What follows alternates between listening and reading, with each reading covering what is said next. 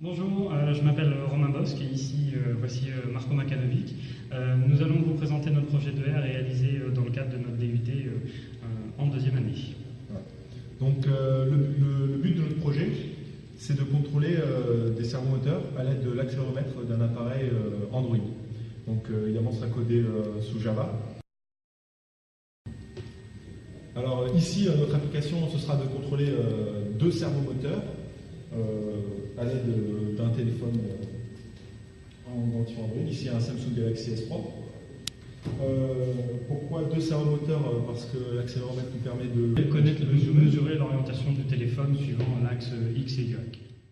Donc voilà, tout de suite on va passer à la présentation du matériel, ainsi que l'explication du fonctionnement et le code.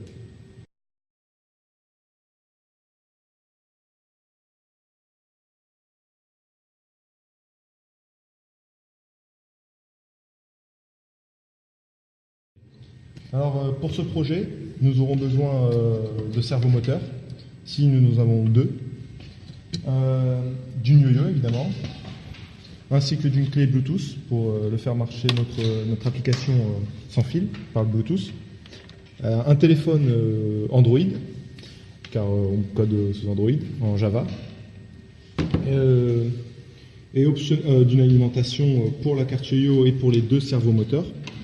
Et optionnellement d'un oscilloscope pour vérifier la trame des signaux PLI.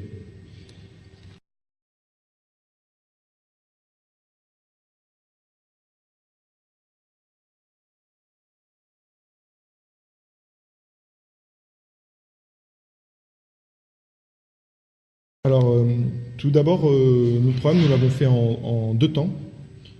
La première étape était de savoir comment contrôler un servomoteur sans utiliser l'accéléromètre pour l'instant. Donc, à l'aide de deux SIG-bars, nous arrivons à faire fonctionner les servomoteurs.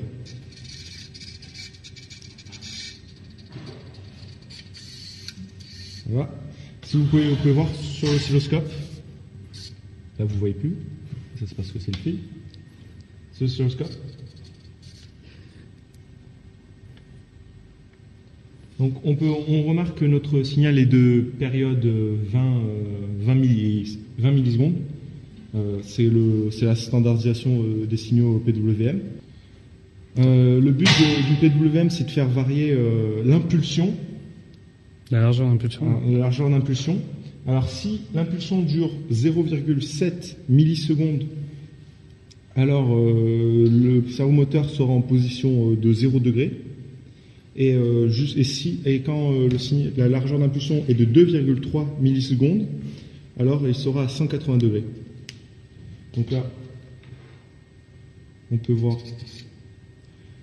Donc bon, là on voit pas très bien sur le téléphone, mais on est bien à 0,7 de largeur d'impulsion. Et là, je fais varier l'impulsion. Ok. Cette étape réussie, nous avons codé la partie, le but de notre projet, qui est évidemment de contrôler ces servomoteurs à l'aide de l'accéléromètre que possède l'appareil Android.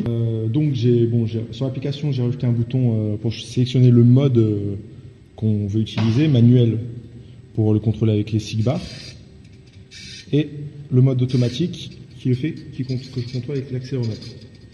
Là, comme vous pouvez voir, si je lève, le servomoteur se déplace.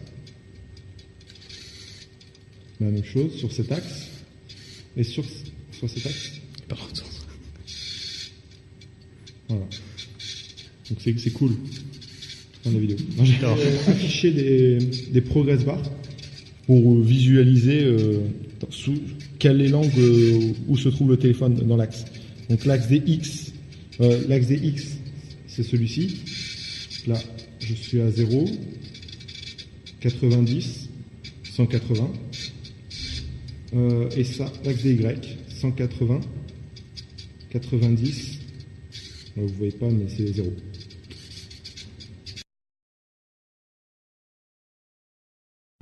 Donc là, petite application sympa. On va se servir du bras robot qui utilise lui aussi des servomoteurs. Donc on va se servir de celui-ci et celui-là. Donc là, même fonctionnement.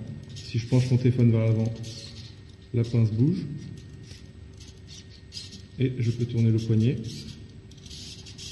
Comme une vraie main. Tu peux fermer la porte? Ben non. Enfin, si j'avais un autre capteur, je pourrais, si je voudrais, je pourrais programmer un bouton pour fermer la pince ou l'ouvrir. Hein.